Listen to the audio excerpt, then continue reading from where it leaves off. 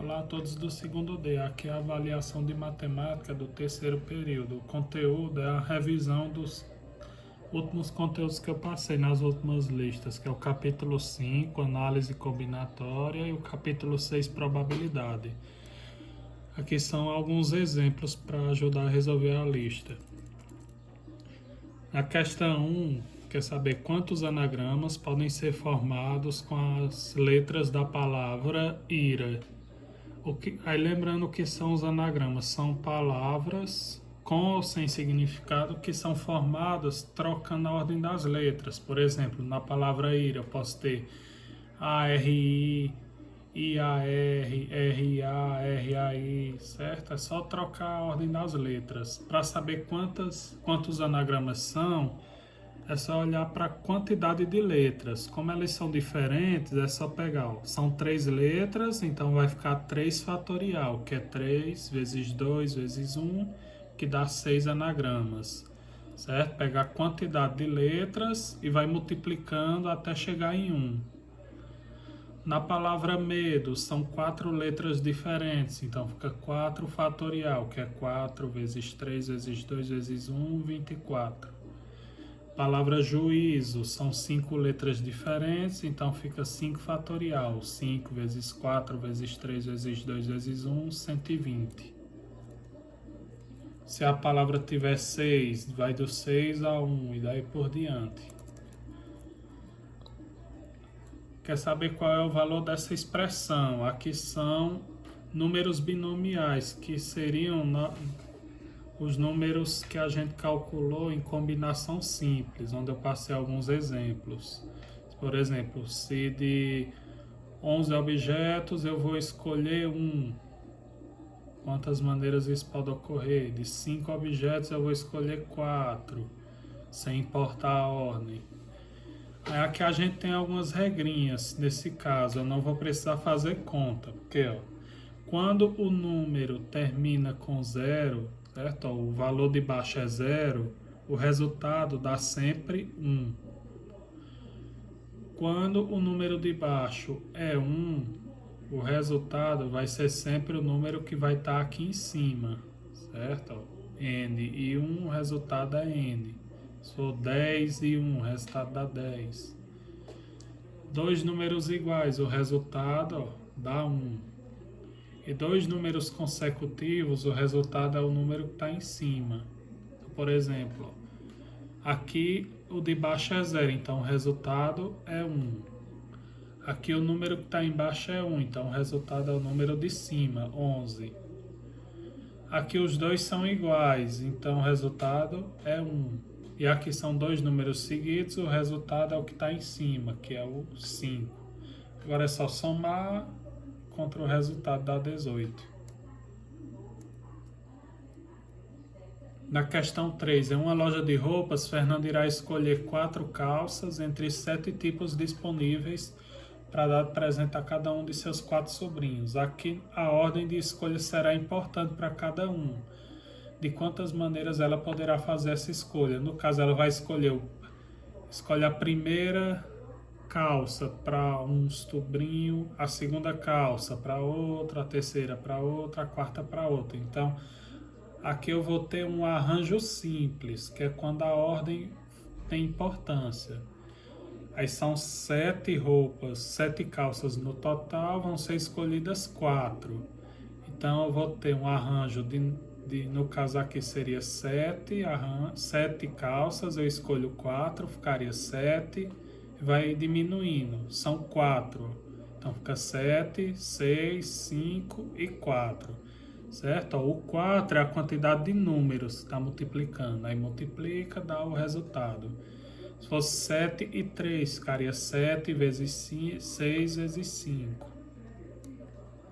Na questão 4, quer saber a soma dos coeficientes do binômio de Newton. O binômio é a soma de 2 valores. E aqui em forma de potência, eu vou ter um expoente aqui. A soma dos coeficientes é sempre 2 elevado a n, onde n é o expoente do binômio. Nesse caso, o expoente do binômio é 5. Então, a soma vai ser 2 elevado a 5, que é o 2 5 vezes, dá 32. Se o expoente fosse 4, seria 2 elevado a 4, daria o resultado, por aí vai. Qual é o desenvolvimento do binômio de Newton? X mais y elevado a 4. Então, vai aparecer, se o expoente é 4, a quantidade de termos é sempre 1 a mais, é 5 nesse caso. Se fosse expoente 5, seriam 6. Então, nesse caso, ó, expoente 4 vão ser 5 termos. Primeiro eu vou ter o coeficiente n sobre k, onde o número de cima, n, é o expoente, que nesse caso é 4. Ó, todos eles, o valor de cima é 4. E o valor de baixo vai variar de 0 até n. No caso, de 0 até 4. Ó, 0, 1, 2, 3 e 4. Por isso que é um termo a mais, porque eu não começo do 1, eu começo do 0. Aí os expoentes desses dois valores, o x e o y. Do x é a subtração desses dois números. 4 menos 0, 4. 4 menos 1, 3. 4 menos 2, 2. 4 menos 3, 1. 4 menos 4, 0. E o expoente do y é o valor que está embaixo. 0, 1, 2, 3, 4.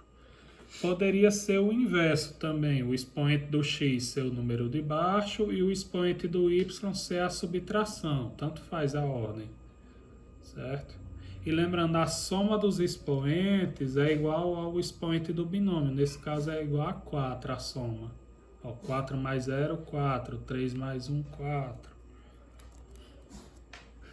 Na questão 6, em uma caixa há papéis numerados de 1 a 9. Se uma pessoa retirar um desses papéis, quais serão os resultados possíveis? Então, pode sair o número 1, o número 2, até o número 9. Então, os resultados possíveis são esses. Aí, pela questão 6, qual é a probabilidade, retirando um papel, o número do papel ser maior do que 4?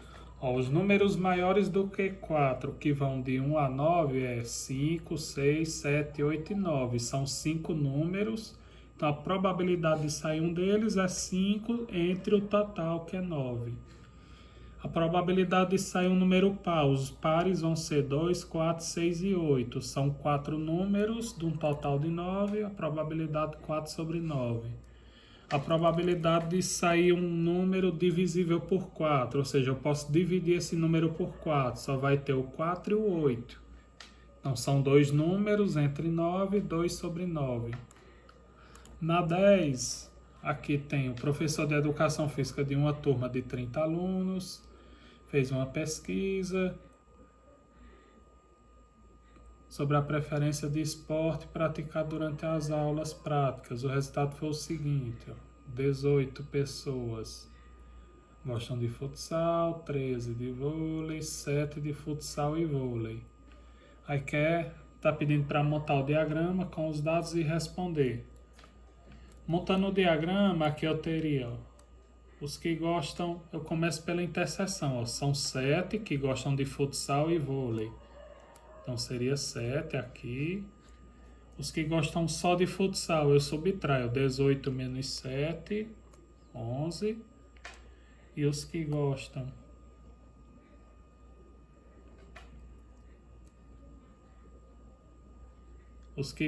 só de vôlei, eu subtraio 13 menos 7, daria 6, certo? Aqui eu montaria o diagrama. Aqui nesse caso vão ter alguns que não gostam de nenhum dos dois esportes. Na lista não vai ter essa quantidade, só vai ter esses três números aqui. Aí, escolhendo-se um desses alunos, qual a probabilidade dele gostar apenas de futsal? É só olhar, os que gostam apenas de futsal, os que estão aqui, ó, 11 do total, que seriam 30. Então, 11 sobre 30.